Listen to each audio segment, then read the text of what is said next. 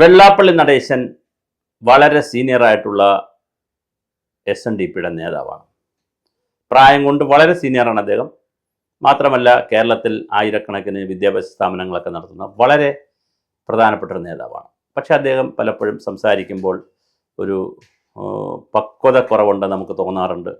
ഒരു വർഗീയതയുണ്ടോ എന്ന് ചിലർ ആരോപിക്കാറുണ്ട്. അങ്ങനെ പലതരത്തിലുള്ള കാര്യങ്ങളുണ്ട്. ഞാൻ വെള്ളാപ്പള്ളി നടേശൻ്റെ വാക്കോ വർത്തമാനമോ നന്നാക്കാനോ ചീത്തയാക്കാനോ വിലയിരുത്താനൊന്നും ഞാൻ ആരുമല്ല. അതിനുള്ള പ്രായം പോലും എനിക്കില്ല. പക്ഷേ എനിക്ക് അദ്ദേഹത്തെ ബഹുമാനമാണ്. പിന്നെ അദ്ദേഹത്തിൻ്റെ അഭിപ്രായങ്ങളോട് നമുക്ക് യോജിക്കാം, ചിലതിനോട് വിയോജിക്കാം. ഞാനിപ്പോൾ ഈ വീഡിയോ ചെയ്യുന്നത് എൻ്റെ കുഞ്ഞുനാൾ മുതൽ എൻ്റെ മനസ്സിൽ തോന്നിയിട്ടുള്ളതും ഇപ്പോഴും എൻ്റെ മനസ്സിലൊരു ചോദ്യമായി നിൽക്കുന്നൊരു ചോദ്യമാണ്. അത് വെള്ളാപ്പള്ളി നടേശൻ ഇന്ന് ചോദിച്ചപ്പോൾ അത് ഒന്നുകൂടി പൊതുസമൂഹം ചർച്ച ചെയ്യണം എന്ന് തോന്നിയത് കൊണ്ടാണ് ഈ വീഡിയോ ചെയ്യുന്നത്. തുഞ്ചത്തെഴുത്തച്ഛൻ മലയാള ഭാഷയുടെ പിതാവാണ്.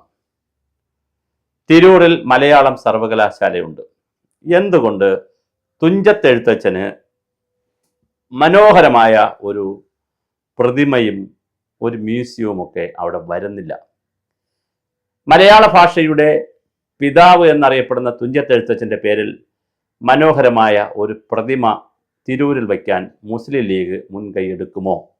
നിങ്ങൾ മതേതരത്വത്തെക്കുറിച്ചും മതനിരാസം പറയുന്നില്ല, മതേതരത്വത്തെക്കുറിച്ചും മതമൈത്രിയെക്കുറിച്ചുമൊക്കെ ഒരുപാട് പറയുന്ന പാർട്ടിയാണ്. അതുകൊണ്ട് തന്നെ ഈ ചോദ്യം പാണക്കാട് തങ്ങൾ അവർകളോടാണ്, PK കുഞ്ഞാലിക്കുട്ടി അവർകളോടാണ്, ഡോക്ടർ എം കെ മുനീർ അവർകളോടാണ്, അതുപോലെ ഷാജി അവർകളോടാണ്, PK ഫിറോസ് അവർകളോടാണ്, മുസ്ലിം ലീഗിലെ തലയെടുപ്പുള്ള നേതാക്കളോടാണ്. നിങ്ങൾ മുൻകൈയെടുത്ത്, അത് UDF കൂടെ വരുമ്പോൾ തീർച്ചയായും മുൻകൈ എടുത്ത് തിരൂരിൽ ഒരു സാംസ്കാരിക പൈതൃക സ്ഥാപനം തുടങ്ങുമോ? അതിനകത്ത് മലയാളത്തിലെ സാഹിത്യകാരന്മാർ, അത് വൈക്കം മുഹമ്മദ് ബഷീർ മുതൽ ഇങ്ങോട്ടുള്ള എല്ലാ സാഹിത്യകാരന്മാരും എടുത്തോളൂ, ഏത് മതത്തിലും ജാതിയിലുമുള്ള എല്ലാ സാഹിത്യകാരന്മാരെയും കൂടി തുഞ്ചത്ത് പറമ്പിൽ ഒന്ന് കൊണ്ടുവരുമോ? അവിടെ തുഞ്ചത്തെഴുത്തച്ഛൻ്റെ ഒരു പ്രതിമ, പൂർണ്ണകായ വെങ്കല പ്രതിമ സ്ഥാപിക്കുമോ? മുൻപ് ഒരു പ്രതിമ സ്ഥാപിക്കാൻ NT വാസുദേവൻ നായർ ഒരു മുൻകൈയെടുത്തു. തിരൂർ മുനിസിപ്പാലിറ്റിയിൽ നിന്ന് തന്നെ വലിയ എതിർപ്പ് വന്നതായി കേൾക്കുന്നു. ശരി തെറ്റുകൾ എനിക്കറിയില്ല, ഇതെല്ലാം പഴയ ആർക്കൈവിലും ചരിത്രത്തിലും കിടക്കുന്നതാണ്. പക്ഷേ ആ പ്രതിമ തുഞ്ചത്തെഴുത്തച്ഛനുമായി മുഖവുമായി യാതൊരു സാമ്യവുമില്ലാത്തത് കൊണ്ട് അത് വയ്ക്കണ്ട എന്ന് MT വാസുദേവൻ നായർ പറഞ്ഞതായി ഞാനൊരിടത്ത് വായിച്ചു. അത് ശരിയാണെങ്കിൽ പകരം എന്തുകൊണ്ട് യഥാർത്ഥത്തിൽ കൂടുതൽ സാമ്യം തോന്നുന്ന തുഞ്ചത്തെഴുത്തച്ഛൻ്റെ ഒരു പ്രതിമ തിരൂരിൽ വയ്ക്കുന്നില്ല എന്നുള്ളത് ഗൗരവമായ ഒരു ചോദ്യമാണ്. അത് അടിയന്തരമായി ചെയ്യേണ്ടുന്നൊരു കാര്യമാണ്. കാരണം അദ്ദേഹം ഏത് ജാതിയിൽ ജനിച്ചു, ഏത് മതത്തിൽ ജനിച്ചു എന്നുള്ളതല്ല പ്രധാനം. തുഞ്ചത്തെഴുത്തച്ഛൻ അദ്ദേഹം മലയാള ഭാഷയുടെ പിതാവാണ്. അത് വളരെ ഗൗരവമായി ചെയ്തേ കഴിയൂ, അത് ചെയ്യേണ്ടതാണ്. ഇനി രണ്ടാമത്തെ വിഷയം, വെള്ളാപ്പള്ളി നടേശൻ ഉയർത്തുന്ന ചില സാമൂഹ്യ വിഷയങ്ങളുണ്ട്. 75 ലക്ഷം വരുന്ന ഈഴവ സമുദായത്തിനും 35 ലക്ഷം വരുന്ന മുസ്ലിം സമുദായത്തിൻ്റെയും കണക്കുകൾ പറയുമ്പോൾ സ്വാഭാവികമായും വെള്ളാപ്പള്ളി നടേശന് ഇതിന് ആനുപാതികമായി സ്കൂളുകളും കോളേജുകളുമൊക്കെ കിട്ടിയിട്ടില്ല എന്നുള്ളതാണ് അദ്ദേഹത്തിൻ്റെ പരാതി. പ്രത്യേകിച്ച് മലപ്പുറം ജില്ലയിൽ, കോഴിക്കോട് ജില്ലയിൽ, വയനാട്, കണ്ണൂർ, കാസർഗോഡ്, അതായത് വടക്കൻ ജില്ലകളിൽ, മലപ്പുറം മുതൽ തൃശ്ശൂരിന് മുകളിലോട്ടുള്ള വടക്കൻ ജില്ലകളിൽ അനുവദിച്ച സ്കൂളുകളും അപ്ഗ്രേഡ് ചെയ്ത സ്കൂളുകളുമൊക്കെ ഇല്ലാതാക്കി എന്നുള്ളതാണ് അദ്ദേഹത്തിൻ്റെ വാദം. ഒരു സ്കൂൾ ഉമ്മൻചാണ്ടി അപ്ഗ്രേഡ് ചെയ്ത് കൊടുക്കാമെന്ന് സമ്മതിച്ചു. പക്ഷേ വിദ്യാഭ്യാസ മന്ത്രി, അന്നത്തെ ലീഗ് മന്ത്രി സമ്മതിച്ചില്ല എന്നാണ് പറയുന്നത്. അങ്ങനെ പറയുന്നത് രേഖകളുണ്ടെങ്കിൽ അത് ശരിയല്ല. തീർച്ചയായിട്ടും അപ്ഗ്രേഡ് ചെയ്ത് കൊടുക്കേണ്ടതാണ്. അപ്ഗ്രേഡ് ചെയ്യുന്നത് ഈഴവർക്ക് വേണ്ടിയിട്ടുള്ളതല്ല, അത് സ്കൂൾ അപ്ഗ്രേഡ് ചെയ്ത് കൊടുക്കുന്നതാണ്. അപ്പോൾ സ്വാഭാവികമായിട്ട് കുട്ടികൾക്ക് പഠിക്കാനുള്ള സാഹചര്യം, അവർ പഠിക്കുന്ന സ്കൂളിൽ തന്നെ 7ാം ക്ലാസ് വരെ പഠിച്ച കുട്ടികൾക്ക് 8ാം ക്ലാസ്, 9ാം ക്ലാസ്, 10ാം ക്ലാസ് വരെയും, 10ാം ക്ലാസ്സിൽ പഠിക്കുന്ന കുട്ടികൾക്ക് +2 വരെയും പഠിക്കാനുള്ള സാഹചര്യം ഉണ്ടാക്കി കൊടുക്കുക എന്ന് പറയുന്നത് ഒരു സാമൂഹ്യമായ ഒരു അവകാശത്തിൻ്റെ ഭാഗമാണ്. അത് ചെയ്ത് കൊടുക്കേണ്ടതാണ്.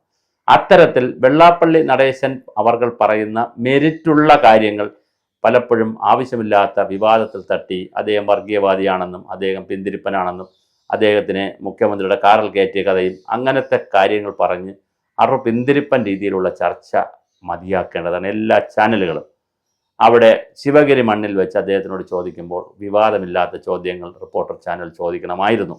അത് അദ്ദേഹം പറയുന്നത് കറക്റ്റാണ്. ശിവഗിരിയുടെ മണ്ണിൽ വെച്ച് മുസ്ലിം ലീഗിനെതിരായും അല്ലെങ്കിൽ മുസ്ലിം മലപ്പുറം ജില്ലയ്ക്കെതിരായും വർത്തമാനം പറയുന്ന ഒരു ശീലം, കണക്കുകളുടെ അടിസ്ഥാനത്തിലെങ്കിലും പറയുന്ന ഒരു ശീലമുള്ള വെള്ളാപ്പള്ളി നടേശന് അവിടെ വെച്ച് ആ ചോദ്യം റിപ്പോർട്ടർ ചാനലിന് ഒഴിവാക്കാമായിരുന്നു. നമ്മൾ എല്ലാ കാര്യവും എല്ലായ്പ്പോഴും എല്ലാവരോടും എല്ലാ രൂപത്തിലും ചോദിക്കില്ല. അതൊക്കെ ഒരു പത്രധർമ്മത്തിൻ്റെയും പത്രപ്രവർത്തനത്തിൻ്റെ ഒരു സാമാന്യ മര്യാദയാണ്.